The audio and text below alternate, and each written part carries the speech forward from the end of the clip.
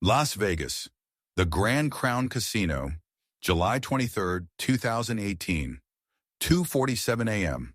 The World Series of Poker final table unfolds beneath the harsh glare of television lights, where 9 players compete for the largest prize pool in tournament history. Millions watch on screens around the world as chips worth more than luxury homes change hands with each deal of the cards. The atmosphere crackles with tension as fortunes are made and lost with mathematical precision. Security cameras capture every angle of the action: the nervous gestures of amateur players, the stone-faced concentration of professionals, and the mechanical efficiency of the dealer whose hands orchestrate this high-stakes drama. To viewers and casino security alike, Mark Daniels appears to be just another invisible professional, one of dozens of dealers who facilitate the movement of hundreds of millions in tournament chips without attracting any attention to themselves. But the surveillance footage reveals something extraordinary hidden within this routine tournament activity. As Mark completes his shift and walks calmly toward the employee areas, he carries a small dealer's case that appears identical to the equipment used by every poker professional in the casino. Nothing seems suspicious until investigators would later discover that inside this unremarkable case are tournament chips worth $25 million. He wasn't a gangster with connections to organized crime. He wasn't a high-rolling customer with inside knowledge of casino operations. He was a poker dealer, invisible in plain sight, and in one night he walked away with $25 million in the most audacious theft in professional poker history. If you're enjoying this already, smash like, subscribe, and most importantly, give this video a hype. And I want to know, where are you watching from? Drop your city or country down in the comments. I love seeing how far these stories travel. Mark Daniels embodied the perfect poker dealer: professional, precise, and utterly forgettable in the way that high-stakes gaming required. At 42, he had spent nearly 2 decades perfecting the mechanical efficiency that made million-dollar poker games possible while remaining completely invisible to the wealthy players whose fortunes he helped redistribute across felt-covered tables. Mark's journey to the Grand Crown's poker room had begun in smaller casinos throughout Nevada, where he'd learned the demanding disciplines of professional dealing. Flawless card handling, mathematical precision, and the emotional neutrality necessary for managing games where single hands could involve more money than most people earned in decades. His reputation within the Las Vegas poker community was built on reliability rather than personality. Mark was the dealer who never made mistakes, never got involved in disputes, and never showed any reaction to the enormous sums that passed through his hands during each shift. Casino management valued his complete professionalism, while players appreciated his efficient, unobtrusive service. The Grand Crown had recruited Mark in 2014 based on recommendations from previous employers who described him as the ideal dealer for high-stakes games. His technical skills were flawless, his demeanor was perfectly neutral, and his ability to handle pressure situations made him valuable for the casino's most important poker operations. Mark's official duties included dealing in tournaments with buy-ins exceeding $100,000, managing cash games where individual pots could reach 7 figures, and supervising chip transfers between gaming tables and the casino cage during complex multi-day events that required precise accounting of enormous sums. But Mark's personal life told a different story from his professional success. His modest apartment reflected the financial reality of dealing poker for a living: steady but limited income that barely covered basic expenses in one of America's most expensive cities. His 2012 sedan was reliable but aging, his furniture was functional rather than comfortable, and his social life was constrained by both irregular work schedules and limited disposable income. The psychological impact of handling millions in chips daily while struggling with personal finances created a cognitive dissonance that Mark had learned to suppress through professional discipline and emotional detachment. But beneath his calm exterior, resentment had been building over nearly 20 years of watching wealthy players casually waste more money than he would earn in multiple lifetimes. The transformation from model employee to potential criminal began when Mark's financial pressures intensified beyond his ability to manage through legitimate income.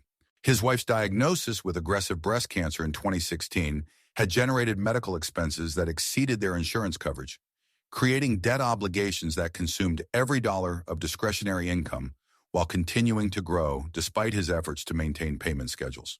The irony wasn't lost on Mark that he spent 40 hours weekly facilitating gambling activities where individual players might win or lose more in single sessions than his family's entire medical debt. The casual attitude that wealthy players displayed toward enormous sums created a psychological environment where Mark began to view those same sums as potential solutions to problems that legitimate income could never address.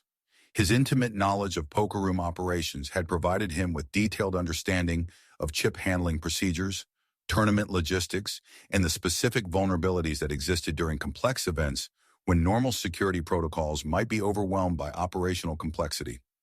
By 2017, Mark possessed both the technical knowledge and personal motivation necessary for sophisticated criminal planning. The Grand Crown's poker operations represented a complex financial ecosystem designed to handle hundreds of millions in tournament entry fees, cash game proceeds, and the continuous chip transfers necessary for managing simultaneous high-stakes games across multiple playing areas. The system's security depended heavily on trust relationships between dealers, supervisors, and cage personnel, who had proven their reliability through years of flawless performance.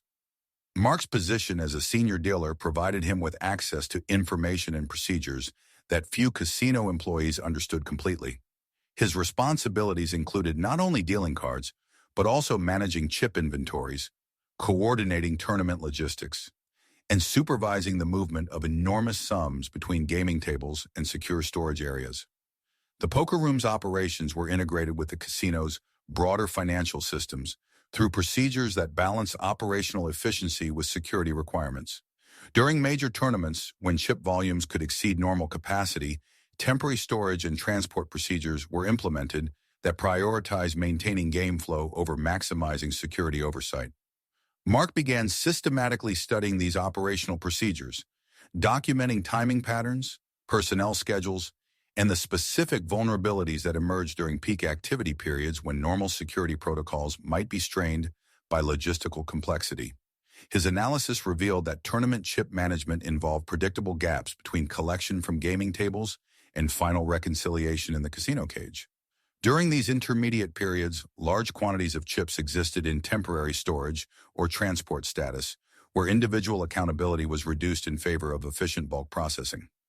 More importantly, Mark discovered that his reputation for absolute reliability had created a level of trust that eliminated most verification procedures during routine chip handling activities.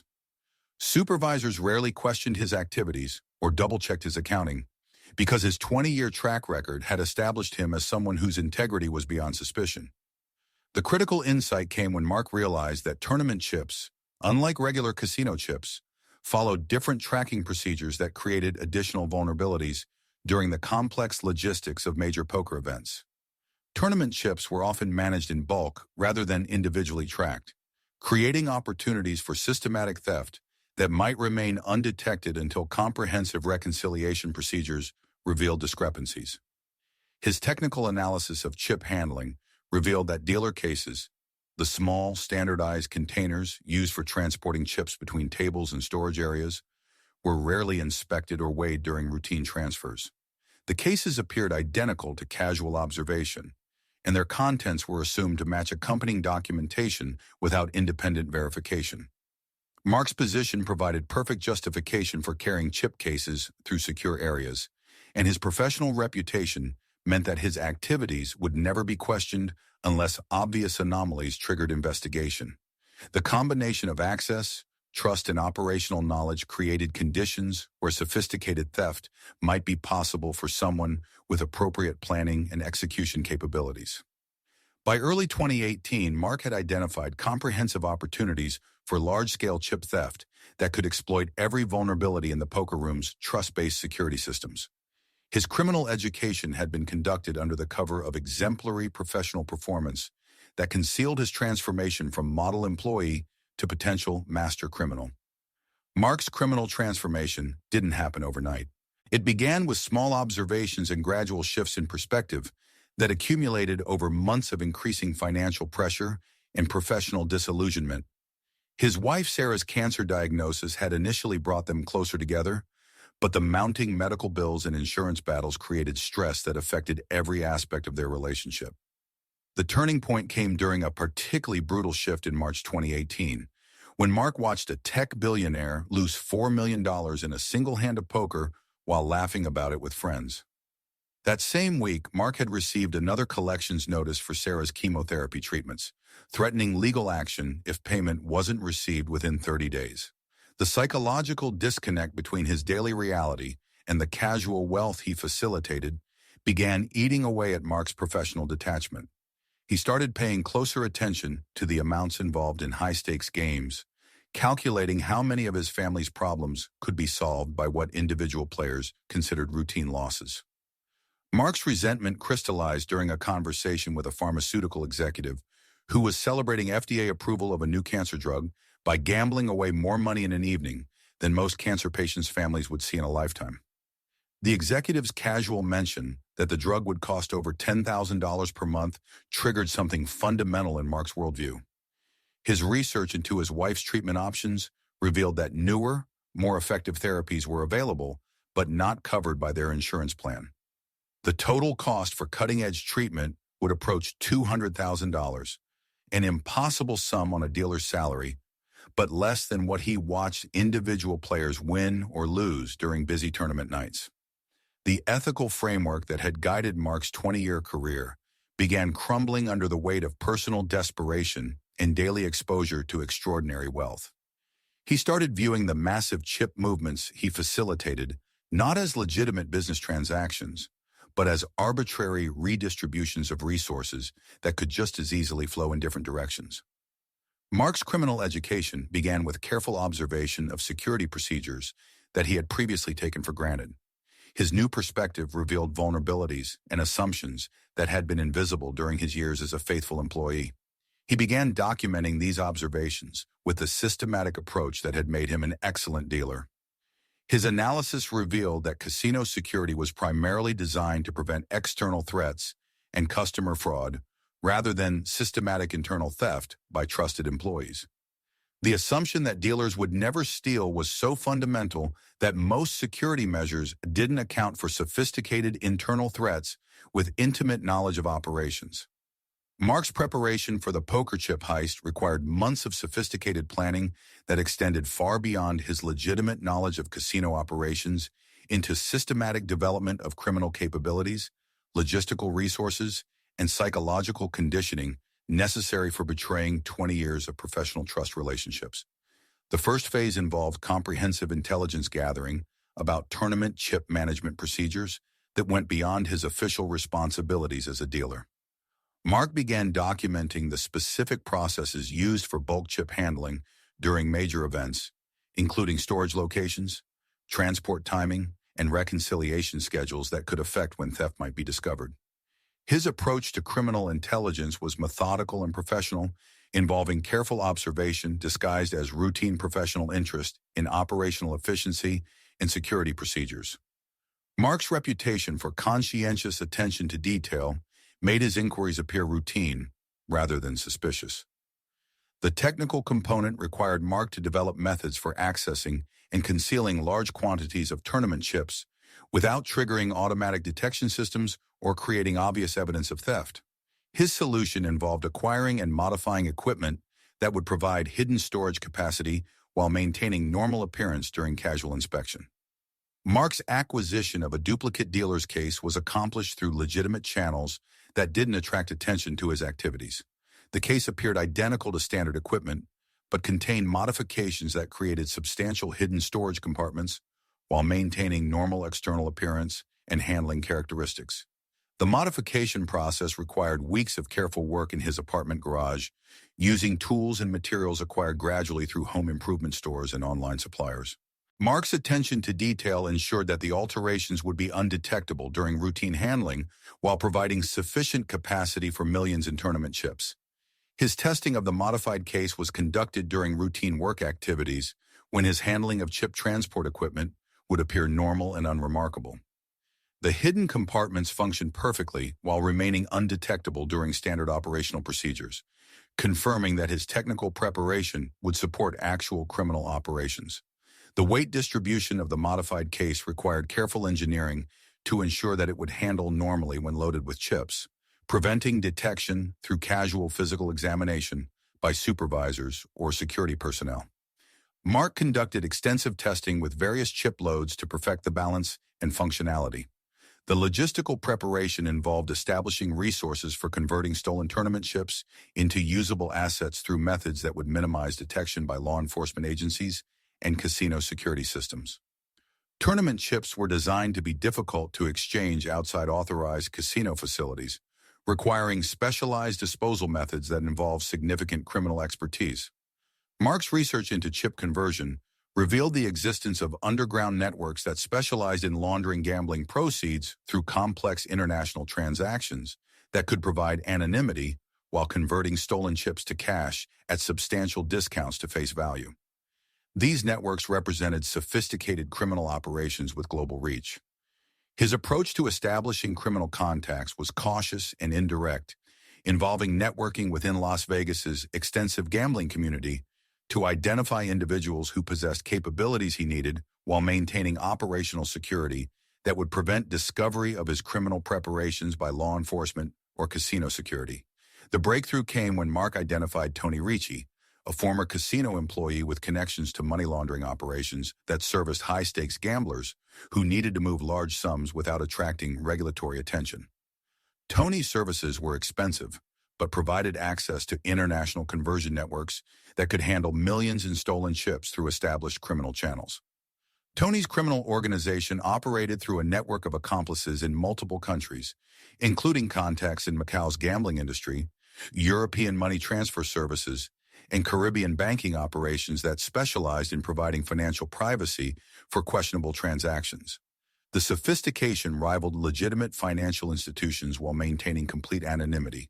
The financial conversion process involved multiple stages designed to obscure the origin of funds while providing maximum security for criminal proceeds. Stolen chips would be consolidated with similar assets from other criminal operations, processed through bulk conversion services, and distributed through international banking networks that made tracing virtually impossible. Mark's financial preparation included systematic conversion of his legitimate assets to portable forms that could support extended criminal operations and potential permanent departure from his previous life if circumstances required complete identity transformation. His approach was gradual enough to avoid attracting attention from financial monitoring systems. His preparation also included detailed contingency planning for various scenarios that might arise during or after criminal operations, including potential discovery, law enforcement investigation, and the need for immediate departure from Las Vegas if his theft was detected before conversion operations were completed successfully. Communications security became increasingly important as Mark's criminal planning involved coordination with multiple criminal associates whose activities could attract law enforcement attention. He established encrypted communication methods and developed operational security protocols that would protect all participants from investigation and prosecution. By summer 2018, Mark had assembled all technical, logistical, and financial resources necessary for attempting large-scale theft of tournament chips during a major poker event. His criminal infrastructure had been developed through activities that appeared completely legitimate, making it invisible to casino security oversight while providing comprehensive capabilities for sophisticated criminal operations. The World Series of Poker main event final week in July 2018 represented optimal conditions for Mark's carefully planned theft operation. The tournament had attracted record participation and generated the largest prize pool in poker history, creating exactly the kind of operational complexity and chip volume that would provide cover for sophisticated criminal activities. Mark's assignment to deal at the final table events had been based on his reputation as the casino's most reliable tournament dealer, capable of handling the pressure and precision required for games broadcast to millions worldwide. His selection for this prestigious assignment provided perfect access to the massive chip concentrations that would be his criminal targets. The tournament's logistical complexity had strained the casino's normal chip management procedures, requiring temporary protocols that prioritized maintaining game flow over maximizing security verification. These operational adjustments created exactly the vulnerabilities that Mark had been studying during months of criminal planning. His intelligence gathering had confirmed that the final tournament sessions would involve chip movements exceeding normal capacity, requiring bulk handling procedures that reduced individual accountability in favor of efficient processing. The timing was critical because these vulnerable periods would be brief and might not occur again for months or years. Mark's manipulation of shift schedules had positioned him optimally for accessing target chip concentrations during the specific 15-minute window, when supervisor transitions created reduced oversight. His reputation for reliability made these schedule adjustments appear routine rather than suspicious. At 1:30 a.m. on July 23rd, as the final table session entered its critical phases, Mark began implementing the preliminary activities that would provide cover for his criminal operation. His legitimate dealing responsibilities created perfect alibis for his presence near enormous chip concentrations while establishing normal behavior patterns. The target that Mark had selected contained approximately $25 million in tournament chips, awaiting final reconciliation after the evening's play. The concentration represented one of the largest aggregations of portable wealth in poker tournament history, justifying the extraordinary risks involved in betraying 20 years of professional trust. Mark's technical preparation proved flawless as he initiated the chip substitution procedures that would transfer authentic tournament chips from legitimate storage to his modified dealer's case, while replacing them with lower denomination chips that would temporarily maintain correct counts during casual verification. The critical moment arrived at 2:31 a.m. when Mark found himself alone with the target chip concentration during the carefully orchestrated supervision gap that he had created through months of patient schedule manipulation and operational analysis. Working with practiced efficiency developed through extensive mental rehearsal, Mark transferred $25 million in tournament chips from authorized storage containers to the hidden compartments within his modified dealer case, while maintaining complete awareness of timing constraints and potential interruptions. His legitimate authority to carry dealer cases through secure areas provided perfect justification for transporting stolen chips past security checkpoints and surveillance monitoring that would have detected other forms of criminal activity. To any observer, Mark appeared to be conducting routine post-shift procedures. The transportation phase involved moving stolen chips through employee corridors and service areas using routes and timing that avoided surveillance detection while maintaining the appearance of normal equipment transport that wouldn't attract security attention or require additional verification. By 2:47 a.m., Mark had successfully loaded $25 million in stolen tournament chips into his personal vehicle and was departing casino property through employee exits that his 20-year employment history provided legitimate access to. His criminal operation had been completed with perfect operational security while maintaining the professional behavior that had made his theft possible. Mark's conversion of $25 million in stolen tournament chips required accessing criminal networks that specialized in laundering gambling proceeds through sophisticated international operations designed to make detection and recovery virtually impossible. The process would take months and involve substantial fees, but it would provide Mark with usable wealth while eliminating most traces of the original theft. Tony Ricci's money laundering operation represented one node in a global network that served high-stakes gamblers, professional criminals, and others who needed to convert large amounts of suspicious currency into legitimate-appearing assets. The network's sophistication rivaled that of major financial institutions, while maintaining complete anonymity for clients and operators. The initial conversion process involved transporting stolen chips to secure facilities where they could be cataloged, authenticated, and prepared for systematic exchange through underground markets that connected American casino chips with international gambling operations in jurisdictions with limited law enforcement cooperation.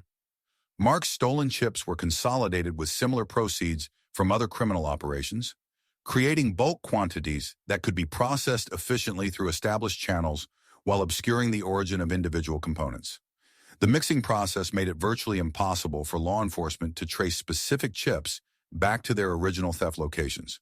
The international component involved complex routing through casinos in Macau, Monaco, and various Caribbean jurisdictions, where American tournament chips could be exchanged for local gambling currency that was then converted to international banking instruments through legitimate financial institutions. Each conversion stage involved substantial fees that reduced Mark's proceeds while providing security and anonymity that made detection unlikely. The total cost of laundering $25 million in stolen chips approached $8 million, but the remaining $17 million provided Mark with wealth that exceeded his legitimate lifetime earnings. The conversion timeline extended over 18 months, with funds released in increments that avoided creating suspicious transaction patterns while providing Mark with steady income that appeared to derive from successful gambling rather than criminal activities. The gradual release also minimized exposure if law enforcement discovered any component of the laundering network. Mark's new financial status required careful management to avoid attracting attention through lifestyle changes that would be inconsistent with his legitimate income as a casino dealer. His approach involved gradual improvements in living standard while maintaining employment and behavioral patterns that provided cover for his hidden wealth. The psychological impact of successfully stealing and converting $25 million was profound, transforming Mark's relationship with his employment, colleagues, and the entire casino industry that had provided both his legitimate career and criminal opportunity. His success created confidence that would eventually contribute to his downfall. Mark's 2 years as a fugitive in Macau represented one of the most successful escapes in casino crime history, but also demonstrated the psychological toll of living under constant fear of detection while attempting to enjoy the proceeds of his sophisticated criminal activities. Macau's unique status as a special administrative region of China, with its own legal system and massive gambling industry, provided ideal conditions for someone seeking to disappear while remaining connected to the casino world that had been his life for over 2 decades. The territory's Portuguese colonial history and complex jurisdictional relationships created opportunities for avoiding detection by international law enforcement. Mark's choice of Macau as his sanctuary reflected strategic thinking about jurisdictions where his casino industry expertise would be valuable while American law enforcement authority would be limited.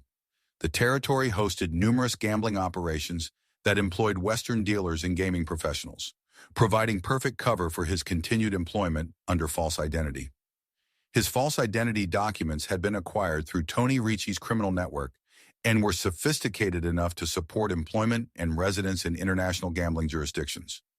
The documents included work visas, banking credentials, and professional references that would satisfy routine background checks while concealing his true identity and criminal history. Mark's initial months in Macau were spent establishing legitimate employment at one of the territory's major casino resorts, using his decades of dealing experience to quickly integrate into the local gaming community. His skills were immediately recognized and valued, providing both income and social cover for his fugitive status. The psychological adaptation to life as a fugitive proved more challenging than Mark had anticipated. Despite his financial success and professional recognition, the constant awareness that discovery could occur at any moment created persistent stress that affected his health and relationships with new colleagues and associates. Mark's lifestyle in Macau was deliberately modest despite his access to millions in converted criminal proceeds. Excessive spending or obvious wealth would attract attention from both local authorities and the criminal networks that had processed his stolen chips. His approach involved gradual improvement in living standards while maintaining the appearance of a successful but not extraordinary casino professional. The social isolation was profound, as Mark couldn't form genuine relationships while maintaining false identity and concealing his criminal past. Every interaction required careful management to prevent inadvertent disclosure of information that might trigger investigation or create investigative leads for law enforcement agencies. His communication with family members in the United States was limited and conducted through encrypted channels that provided security while preventing law enforcement from tracing his location. The separation from his wife Sarah, who was continuing her cancer treatment, created emotional stress that compounded the challenges of fugitive life. Mark's professional success in Macau's gambling industry provided ironic satisfaction, as he discovered that his criminal activities had actually enhanced his dealing skills through improved understanding of high-stakes psychology and risk assessment. His reputation among Macau's gaming professionals grew steadily throughout his exile period. The territory's complex relationship with international law enforcement created a false sense of security that would ultimately contribute to Mark's downfall. While extradition procedures were complicated, they weren't impossible, and American authorities were systematically building legal frameworks for pursuing fugitives in gambling jurisdictions worldwide. Mark's biggest mistake was maintaining some connection to his previous identity rather than completely abandoning all traces of Mark Daniels. His emotional attachment to his former life and family created vulnerabilities that sophisticated law enforcement techniques could eventually exploit despite his careful operational security. The discovery that $25 million in tournament chips had vanished from the Grand Crown's poker operations triggered immediate escalation to federal law enforcement and launched one of the most intensive investigations in professional gambling history. The FBI recognized that such sophisticated theft required insider knowledge and extensive criminal planning. The investigation began when routine reconciliation procedures revealed discrepancies that couldn't be explained through normal operational variations or accounting errors. The missing chips represented one of the largest single thefts in Nevada gaming history, threatening the reputation of both the specific casino and the broader tournament poker industry. FBI agents specializing in gaming crimes arrived within hours and immediately began comprehensive analysis of tournament operations, chip handling procedures, and employee backgrounds that might reveal how massive internal theft could occur without triggering immediate detection by sophisticated security systems.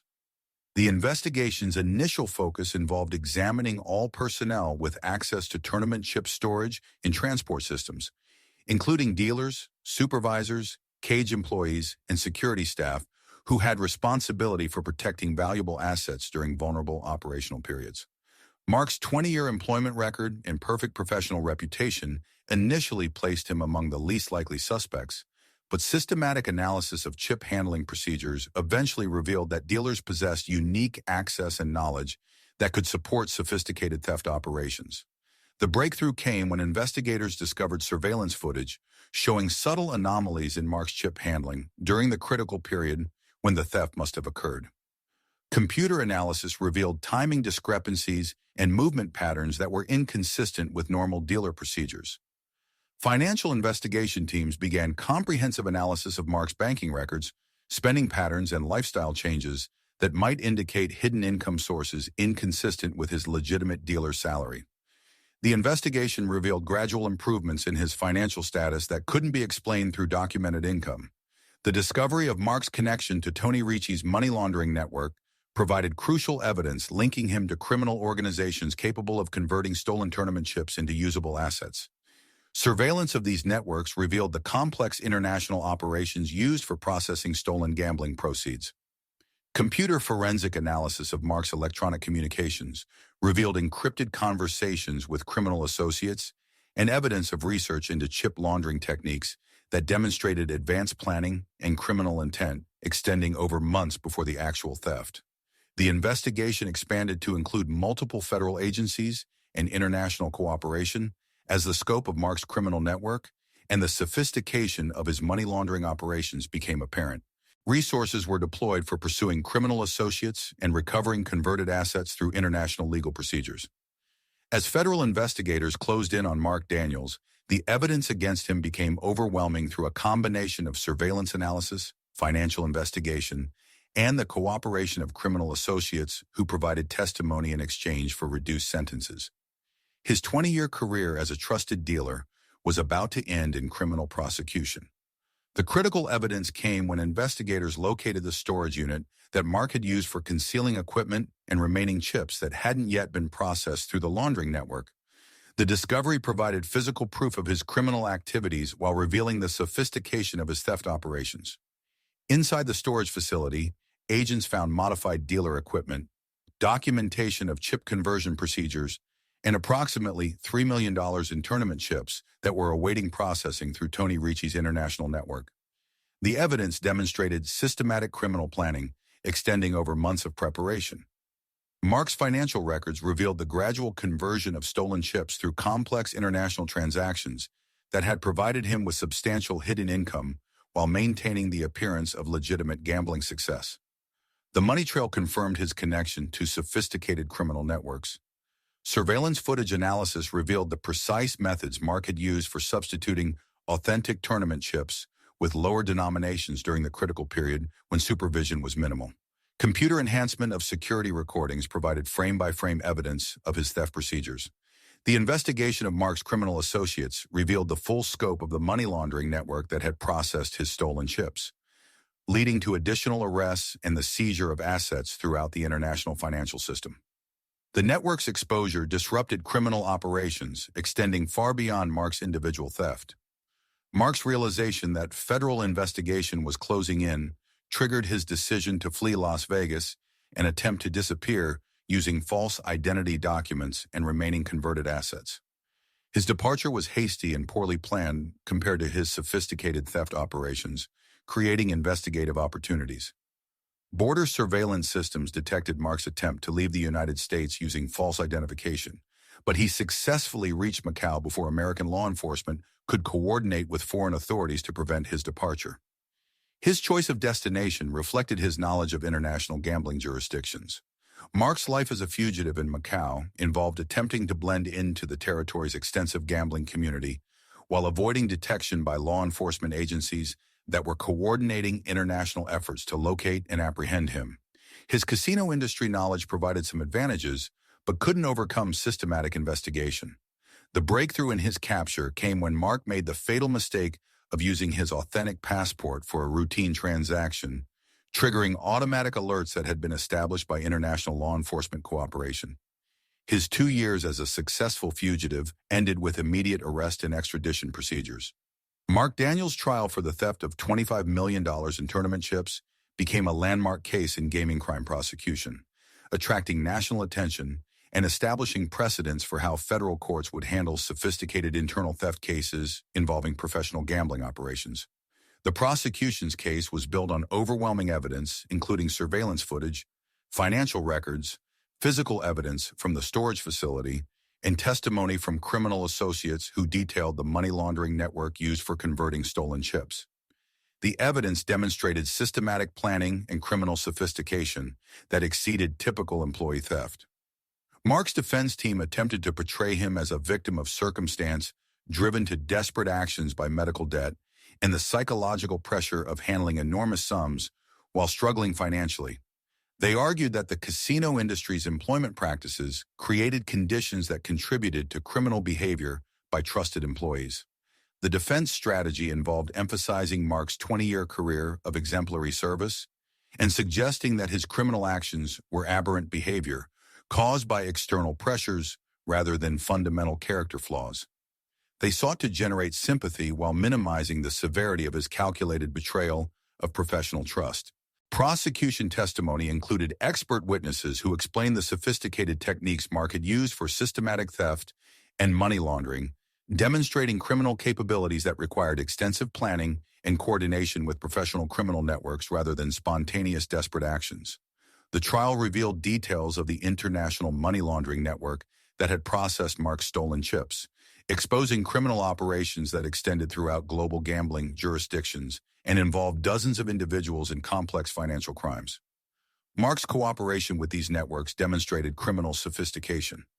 Victim impact testimony included casino executives who described the reputational damage caused by Mark's theft and the industry-wide security improvements that had been implemented to prevent similar crimes. The testimony emphasized how Mark's actions had affected legitimate gambling operations throughout Nevada. The prosecution's closing arguments emphasized that Mark's theft represented a systematic betrayal of professional trust that threatened the integrity of the entire gaming industry. They argued that severe punishment was necessary to deter other employees from similar criminal actions and to maintain public confidence in gaming operations. Defense closing arguments focused on Mark's personal circumstances and the mitigating factors that had contributed to his criminal behavior. They requested leniency based on his previous exemplary career and the role that external pressures had played in his transformation from trusted employee to sophisticated criminal. The jury's deliberation lasted 3 days before returning guilty verdicts on all counts, including theft, money laundering, and conspiracy charges. The evidence of systematic planning and criminal sophistication had overcome defense arguments about mitigating circumstances and character references. Mark Daniels' sentencing hearing provided the final chapter in one of the most sophisticated casino theft cases in American legal history, with federal prosecutors seeking maximum penalties, while defense attorneys argued for mercy based on his personal circumstances and previously exemplary career. The federal judge's sentencing decision reflected the serious nature of Mark's crimes and their impact on the gaming industry's reputation and security. The systematic nature of his theft and his cooperation with international criminal networks were identified as aggravating factors that justified severe punishment. Mark was sentenced to 25 years in federal prison, with requirements to serve at least 21 years before becoming eligible for parole. The sentence reflected both the scale of his theft and the sophisticated criminal planning that had made his crimes possible. Additional penalties included restitution requirements for the full $25 million in stolen chips, though investigators acknowledged that recovery of converted assets would be difficult given the sophisticated money laundering network that had processed the proceeds. Civil forfeiture procedures targeted remaining recoverable assets. The sentencing also included provisions for continued cooperation with ongoing investigations into the international money laundering network that had processed Mark's stolen chips. His testimony would be essential for prosecuting other members of the criminal organization and recovering additional assets. Mark's criminal associates, including Tony Ricci, received substantial sentences for their roles in the money laundering conspiracy, effectively dismantling the network that had made conversion of stolen gambling proceeds possible. The prosecution sent strong deterrent messages to other criminal organizations. The gaming industry implemented comprehensive security reforms following Mark's conviction, including enhanced employee monitoring, improved chip tracking systems, and stricter verification procedures for tournament operations. The changes eliminated many of the vulnerabilities that Mark had exploited. Mark's case became a cautionary tale used in casino employee training programs throughout Nevada and other gaming jurisdictions, demonstrating how trusted employees could exploit institutional vulnerabilities while emphasizing the consequences of betraying professional responsibilities. The psychological impact on Mark's family was severe, with his wife and children facing social stigma and financial hardship despite being victims of his criminal actions rather than willing participants. The broader consequences of his crimes extended far beyond his personal circumstances.